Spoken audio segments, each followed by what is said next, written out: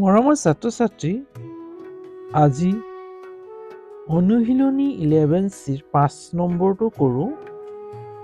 5 নম্বৰটোত কৰিবলৈ কোৱা হৈছে সৰল কৰা। সৰল কৰা মানে সমাধান কৰিব দিছে আমাক।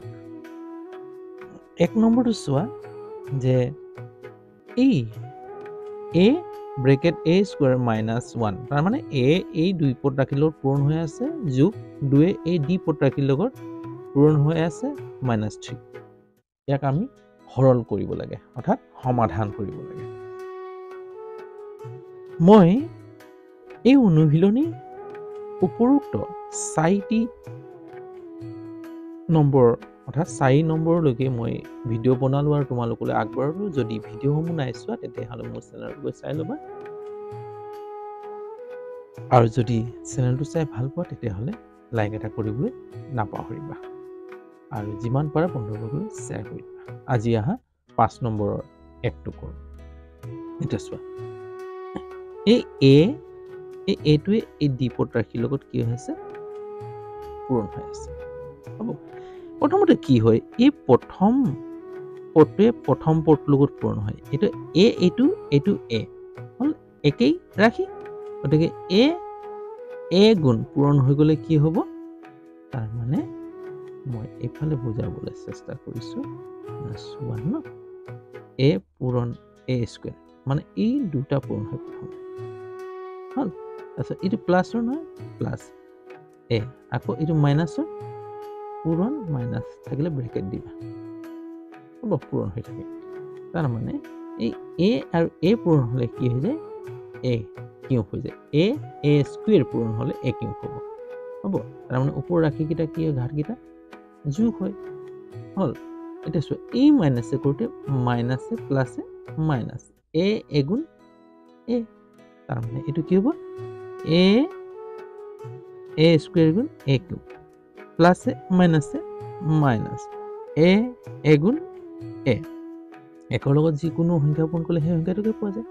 তাৰপিছত প্লাছ এইটো প্লাছ আছে না প্লাছ 2a গুণ 2a প্লাছ প্লাছ প্লাছ সংখ্যা 2 দুগুণ 4, তাৰমানে এই প্ৰথম এইটো পূৰণ হ'ব, আকৌ এইটোৱে এইটোক কৰিব লাগে হ'ল -3 হ'ব। চাবা a কিউব আছে জানো, ঘাট থকা নাই। এই দুটাৰ মাজত মিল আছে নহয়, এইটো মাইনাছৰ এইটো প্লাছৰ, মাইনাছে প্লাছে মাইনাছ হ'ব, অৰ্থাৎ এটা মাইনাছ থাকিলে a মাইনাছ আছে প্লাছ 2a মাইনাছে প্লাছে অংকটো মাইনাছ কৰিম, অংকটো মাইনাছ হ'ব। দুইটাৰ পৰা এটা গ'লে এটা থাকিব, দুইটা এৰ পৰা এটা গ'লে এটা থাকিব, দুইটো ডাঙৰ তাৰ আগত প্লাছ চিহ্ন আছে, অংকটো প্লাছ হ'ব। তাৰ মানে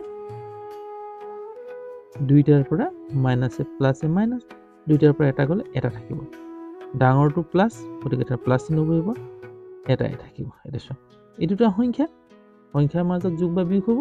এতিয়া চোৱা প্লাছে মাইনাছে মাইনাছ, 4ৰ পৰা 3 গ'লে 1, ডাঙৰটো 4 তাৰ আগত প্লাছ চিহ্ন বহিব, এইটো ইয়াৰ উত্তৰ হ'ব।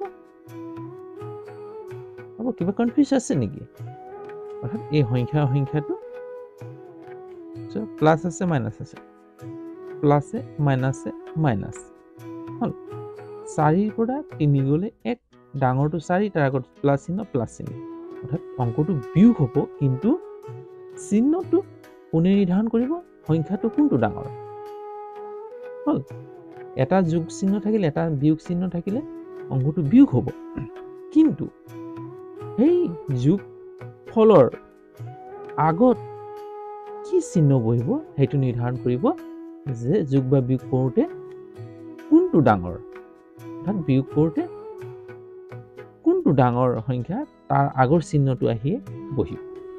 হ'ব, যদি এই ভিডিঅ'টো চাই ভাল পাইছা তেতিয়াহ'লে লাইক এটা কৰিবলৈ নাপাহৰিবা, আৰু যিমান পাৰা বন্ধুবৰ্গলৈ শ্বেয়াৰ কৰি দিবা।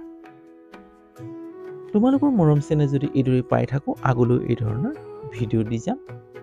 যদি চেনেলত নতুন তেতিয়াহ'লে চেনেলটো ছাবস্ক্ৰাইব কৰিবলৈ নাপাহৰিবা আৰু কেনেধৰণৰ ভিডিঅ'সমূহ লাগে কমেণ্টত জনাবা তোমালোকৰ কমেণ্টৰ মই উত্তৰ দিবলৈ চেষ্টা কৰিম আজিলৈ হ'ব ইয়াতে ৰাখোঁ বাই